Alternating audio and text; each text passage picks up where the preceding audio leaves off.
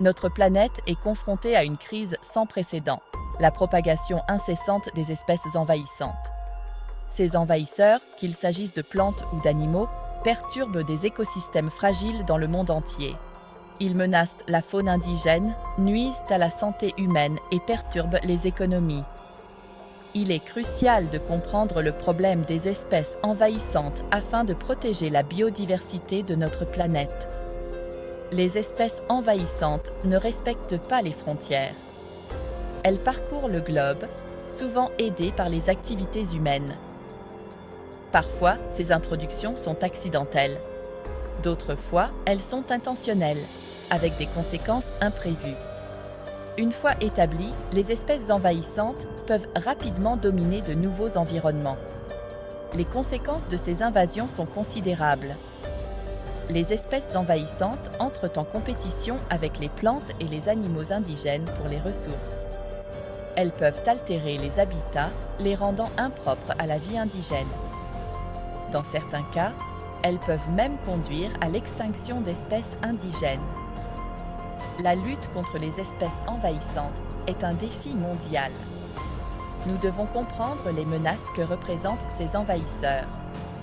Nous devons également prendre des mesures pour empêcher leur propagation et atténuer leur impact. L'avenir de la biodiversité de notre planète en dépend. Toutes les espèces introduites ne deviennent pas envahissantes. Ce qui distingue une espèce envahissante, c'est sa capacité à prospérer et à se propager rapidement. Ces envahisseurs partagent des caractéristiques communes. Elles sont très adaptables et manquent souvent de prédateurs naturels. Elles surpassent les espèces indigènes pour les ressources. Elles se reproduisent rapidement, perturbant les écosystèmes. Le Parc national des Everglades en Floride, un site classé au patrimoine mondial de l'UNESCO, est en proie à un envahisseur improbable, le python birman. Originaire d'Asie du Sud-Est, ce python géant a trouvé un foyer accueillant dans les Everglades chaudes et humides. La voie exacte de son arrivée reste incertaine, mais on pense que des pythons de compagnie relâchés ou échappés ont établi la population initiale.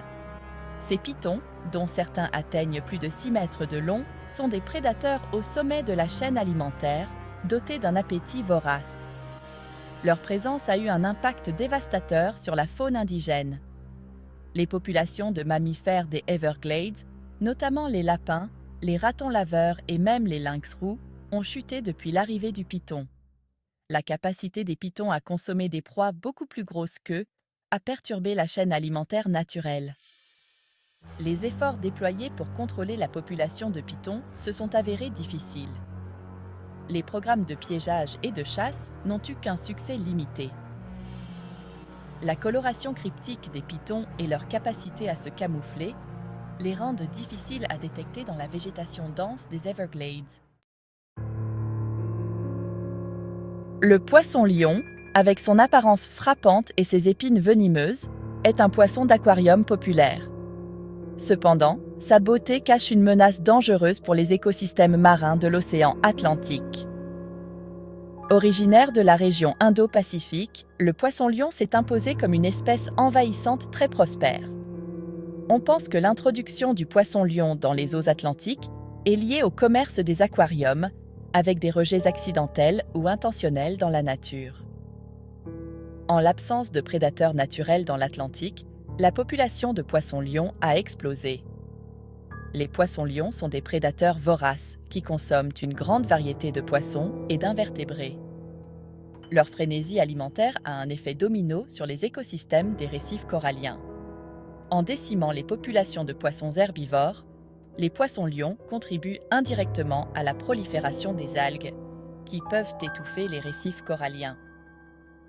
Les efforts de contrôle se sont concentrés sur l'encouragement de l'élimination du poisson-lion par la pêche et la pêche sous-marine. Les concours de pêche au poisson-lion ont gagné en popularité comme moyen de sensibiliser le public et de promouvoir leur élimination. Cependant, le contrôle de la population de poissons-lions reste un défi de taille. Section 5. Conséquences de l'inaction. Perte de biodiversité et effondrement des écosystèmes. La propagation incontrôlée des espèces envahissantes a des conséquences désastreuses pour la biodiversité mondiale et la santé des écosystèmes. Les espèces envahissantes sont l'une des principales causes d'extinction d'espèces dans le monde. Leur présence peut déclencher un effet domino qui se répercute sur des écosystèmes entiers. La compétition pour les ressources est une menace majeure posée par les espèces envahissantes. Elles peuvent supplanter les plantes et les animaux indigènes pour la nourriture, l'eau et les sites de nidification. Cette compétition peut entraîner le déclin et la disparition éventuelle d'espèces indigènes. La prédation par les espèces envahissantes est une autre menace importante. Les prédateurs envahissants peuvent décimer les populations de proies indigènes qui n'ont pas développé de défense contre eux. Cela peut entraîner des cascades trophiques, perturbant l'équilibre de réseaux trophiques entiers. Les espèces envahissantes peuvent également altérer les habitats, les rendant impropres aux espèces indigènes. Elles peuvent introduire de nouvelles maladies ou de nouveaux parasites, contre lesquels les espèces indigènes n'ont aucune immunité. L'impact cumulatif de ces menaces peut entraîner l'effondrement des écosystèmes.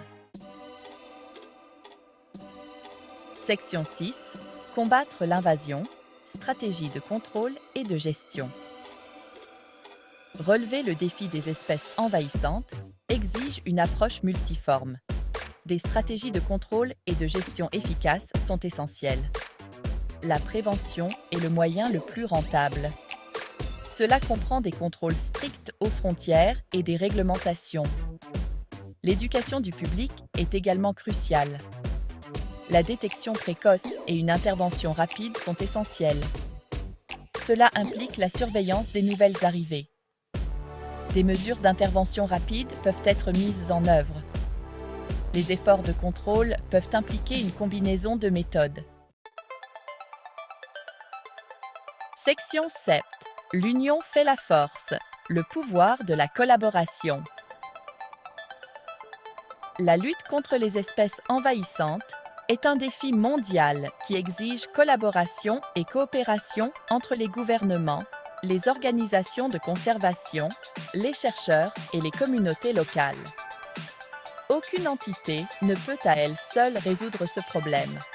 La coopération internationale est essentielle pour partager les informations, coordonner les efforts et élaborer des politiques et des réglementations cohérentes.